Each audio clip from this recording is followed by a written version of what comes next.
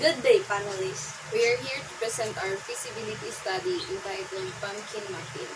First, let us introduce ourselves. I am Leila Salvame. And I'm Madeline Lulidaw. And I am Lauren Naingge. For Chapter 1, Project Background and History. Squashes are genus of flowering in the gourd family, many of which are widely cultivated as vegetables for livestock feed. Squashes are native to the New World, where they were cultivated by native peoples before European settlement. The fruit of edible species is usually served as cooked vegetable, and these seeds and blossoms may also be cooked and eaten. Squash is very interesting fruit and is often identified as vegetable because it is a broad term that encompasses a number of different fruits, including pumpkins. Not only are they one of the largest group of foods, but they are also some of the oldest cultivated crops on earth. Squash has very nutritional profile that consists of various organic compounds, nutrients, vitamins, and minerals which are responsible for providing all its impressive health benefits. Our main goal is to serve goods that makes you happy, giving service that makes you smile in passionate pursuit of our mission, showing love and care in all our sweets to enrich lives the healthiest way possible. Vision, we intend to provide our customers with the best and healthiest sweets for an unforgettable indulgence in the muffin world. Nature of the business. Our proposed business is a home-based business. The industry belongs to food industry. Industry is widely known and even food is easy to sell. As you know that food is one of the basic needs of people to be able to survive and give strength to do things he wanted. Also, people love to eat and try new food. We choose this kind of business because we believe that squash has many health benefits that may help and loved by the people for its new look and taste as we made it in new version. Logo of the business. The logo of the business is with the name Pumpkin Muffin, and the smiling face with 2 thumbs up of a cute girl chef shows that she made another great version of muffin. Objectives of the study. 1. To provide muffin you will want to eat over and over again. 2. Maintaining a quality and attractive look for each product sold. 3. To make new flavor of muffin. Study. This study of terrific pumpkin muffin covers the students, male and female, aged 18 to 50 years old. The product will be pre-ordered and meet-ups around Calamba, Laguna. Chapter 2, Marketing Aspect. Location of the project. Pumpkin muffin production is home-based and will be located Calamba, Laguna. Even though we have a lot of competitors in the area, we are very sure that our product is quality and affordable price. Population sample. The goal is to produce a new kind of dessert at Calamba, Laguna. The researchers use a questionnaire to know how many times they purchase a pumpkin muffin in a month. Respondent of the project study. The pumpkin muffin has chosen Calamba, Laguna, the target market that lives in Calamba City. The researchers have chosen place was an opportunity in our business. Lots of residents in the city and also growing city in Laguna. Data gathering procedure. A research will be conducted to collect information needed for the study. The questionnaire was created by the researchers for the sole purpose of the study. After the researchers took the sample size and went to Calamba, Laguna. Validation of statement for research. The researchers used survey questionnaire for this business to gather data. The questionnaires were checked by our advisor, Mr. Regan Salandanan, to give any advice that we used by the researchers. The survey questionnaire are distributed at Calamba, Laguna. Ethical consideration.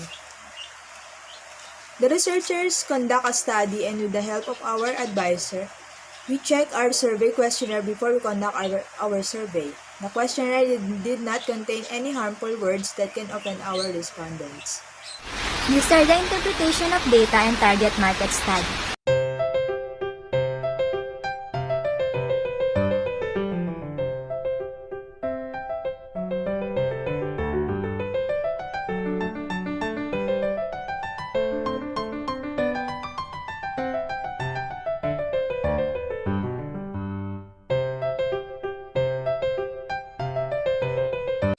demand and supply analysis. Table number 1 shows population of Calamba, Laguna with age range 5 to 64 years old for the last 5 years.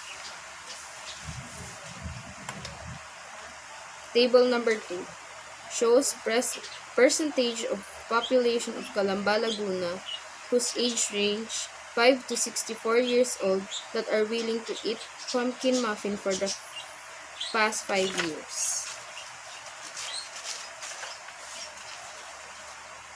Table number 3 shows percentage of the population who can afford to buy pumpkin muffin.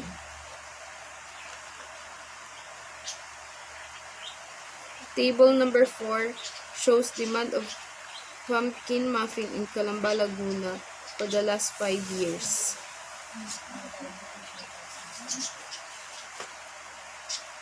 Table number 5 shows projected demand of the product for the next 5 years.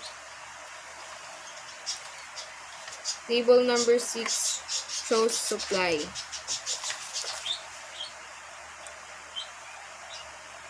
Table number 7 shows projected supply for the next 5 years. Competitors' pricing study. Market segmentation. People of all ages, children through adults, enjoy delicious treats and therefore will be incorporated in the target market. This product is not high-priced item and as a result will be able to nearly all people regardless of varying incomes. We can double our effort and time to give their satisfaction and expectation to our product. Target market.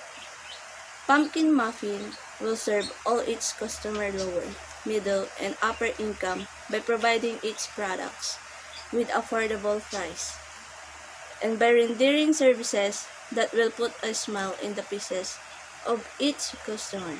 It will make no discrimination between its customers. Primary target.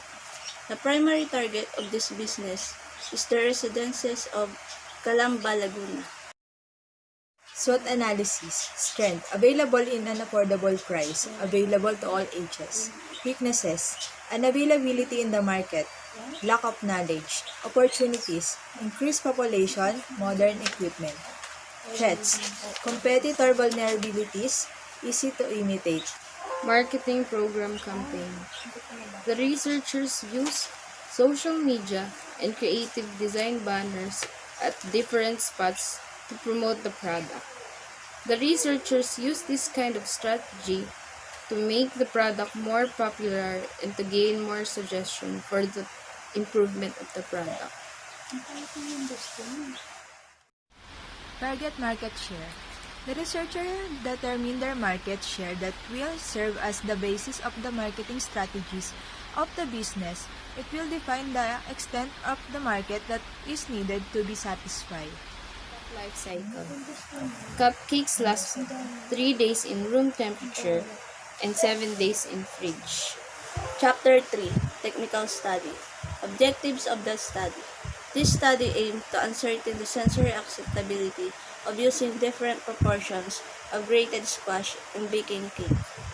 Specifically, it aimed to determine the level of sensory acceptability of grated squash in baking cake in terms of appearance, taste, color, texture, and general acceptability, and find out the significant differences in the level of acceptability in 4 various quantities of grated squash in baking cake, as to appearance, taste, color, texture, and general acceptability.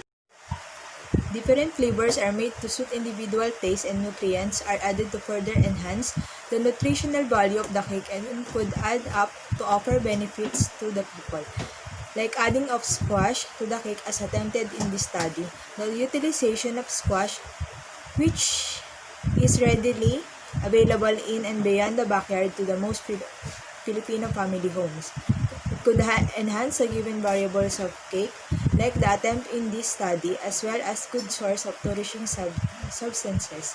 To use easily available and nutritive means to develop and enrich a product is the chief purpose of the researchers.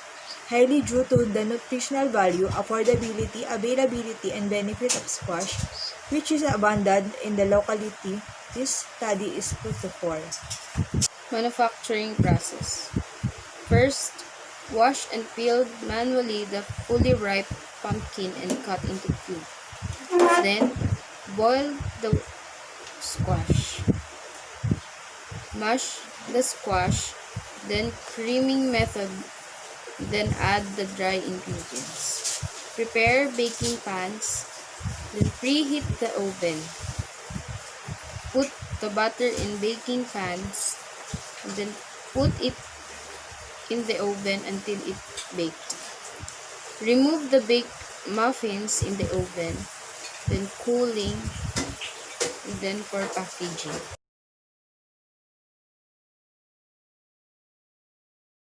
Talk time or motion per manpower. The working schedule are 6 days in a week, with working hours for about 8 hours, starting from 8 a.m. to 5 p.m.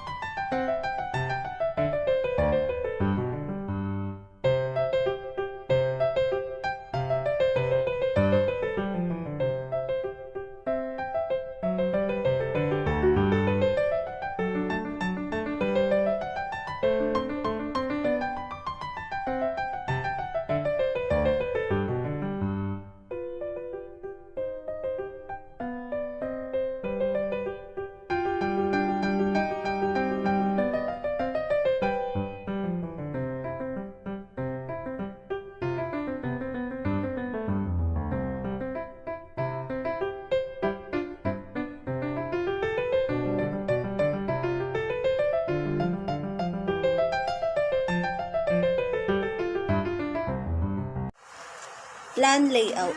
The layout is composed of sink, table, refrigerator, and food shelf. The office is where the transaction is made. Our office is located in the house of one of the owners. The store is an allocated room or space designed to prepare and purchase our product. Waste management procedure. The 7 management methods. 1. Store the cold fruit and vegetables on site in a pile or berm area for a limited time. 2.